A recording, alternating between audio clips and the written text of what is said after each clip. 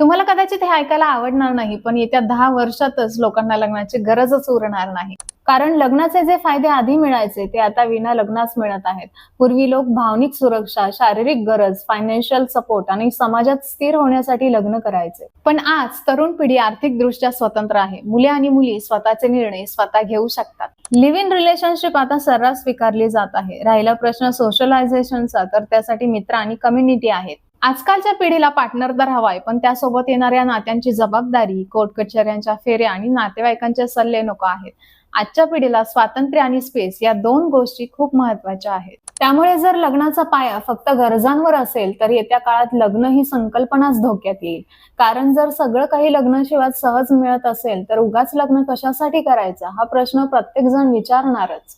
आता लग्न ही गरज राहिलेली नसून ती एक पर्सनल चॉईस बनलेली आहे. तुम्हाला जर हा व्हिडिओ आवडला असेल तर लाईक करायला विसरू नका आणि अशाच रिलेशनशिप टिप्ससाठी आपल्या पेजला फॉलो करा.